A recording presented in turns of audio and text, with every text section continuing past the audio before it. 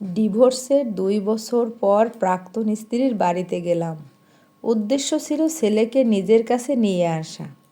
আমায় আসতে দেখে শ্বশুরমশাই বিরাট খাওয়া দাওয়ার আয়োজন করে ফেললেন। লোকটা শুরু থেকেই আমাকে পছন্দ করতেন, এখনও করেন।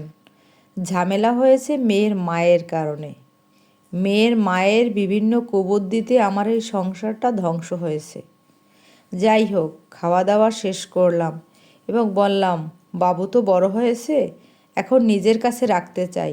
শ্বশুরমশাই দুঃখী মুখ করে বললেন, ঠিকই তো, তোমার ছেলে তুমি নিবা। আমি বললাম, আইনি কাগজে একটু ঝামেলা আছে, এইসব মিটিয়ে খুব শীঘ্রই নিয়ে যাব। তারপর দু একটা কথা বলে যখন বাড়ি ফেরার জন্য রেডি হলাম, তখন দরজার কাছে আসতেই নজর পড়ল দূর ঘরের দরজায় দাঁড়িয়ে আছে প্রাক্তন স্ত্রী, অশ্রুসিক্ত ভেজা চোখ। দূর থেকে দাঁড়িয়ে দেখছে আমাকে। আমিও তাকে কিছুক্ষণ তাকিয়ে দেখলাম। আমার হৃদয় জ্বলে উঠল। তার চোখের কান্না দেখে আমার খুব খারাপ লাগছিল। আমাকে ফলো দিয়ে রাখলে আর খোদে, আমার চোখের কোণে জল জমলো। পুরুষ মানুষ তো, তাই ইচ্ছে করলে মেয়েদের মতন চোখের জল পড়ে না, কিন্তু বুকটা ফেটে যায় কষ্টে। তারপর একটা সময় চোখ সরিয়ে বাড়ির গেট পেরিয়ে বের হতে পারলাম, কিন্তু কেমন যেন পা আগাচ্ছে না। তাই পিছনের দিকে একবার ফিরে তাকালাম। দেখলাম আমার প্রাক্তন স্ত্রী এখনও দূর থেকে আমার দিকে তাকিয়ে। তাকে দেখে মনে হয়েছে খুব অসহায়।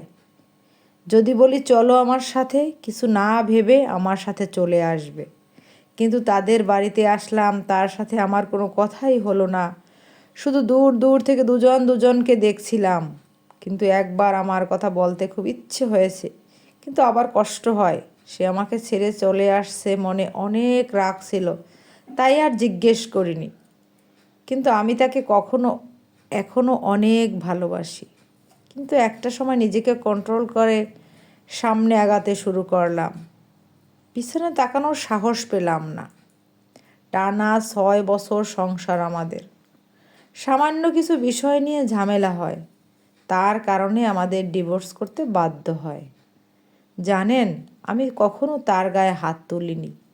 তার এখনও অন্য জায়গায় বিয়ে হয়নি, আমিও বিয়ে করিনি। বিয়ের পর আমাদের যেদিন বাসর হয় সেদিনও বলেছিল, কখনো ভুলে যাবেন না আমায়। সেদিন আমার স্ত্রীকে বলেছিলাম, কখনো ভুলে যাব না। সেদিন সে বলেছিল, আমি আপনাকে অনেক ভালোবাসবো। বউয়ের এমন কথা শুনে ওই বাসর রাত শ্রেষ্ঠ রাত হিসেবে মনে করেছিলাম। মনে হয়েছিল জীবনে বেস্ট জীবনসঙ্গী খুঁজে পেয়েছি। আল্লাহ আমাকে জীবনের শ্রেষ্ঠ জীবনসঙ্গী দিয়েছেন। তখন এমনটা ভেবে বউকে ভালোবাসতে শুরু করলাম। যাই হোক, ২ বছর পর প্রাক্তন স্ত্রীর সাথে দেখা হওয়ার পর তারপর কি হলো জানি না, সেই চোখকে আর কিছুতেই উপেক্ষা করতে পারলাম না। আমার স্ত্রী যখন আমাকে দূর থেকে দেখছিল, তখন থেকে তার ওই চাহনি আমার মাথা থেকে নামতে পারছিল না। আমি কাজে মন দিতে পারছি না। কিছুক্ষণ পর পর খালি স্ত্রীর দূর থেকে অসহায়ভাবে তাকিয়ে থাকাটা আমার বারবার মনে পড়ে। আমি শান্তি পাচ্ছিলাম না। তাকে না দেখে ২ বছর কাটিয়ে দিলাম রাগে ক্ষোভে। কিন্তু তার সাথে দেখা হওয়ার পর আমার কি হলো কিছুই বুঝতে পারছি না। দিন রাত মিলিয়ে ২৪ ঘন্টা আমি ঠিকমতো না পারছি খাওয়া দাওয়া করতে, না পারছি ঘুমোতে। তারপর আর কি, কোনো কিছু না ভেবে পরের সপ্তাহে আবার প্রাক্তন স্ত্রীর শ্বশুরবাড়ির উদ্দেশ্যে রওনা দিলাম।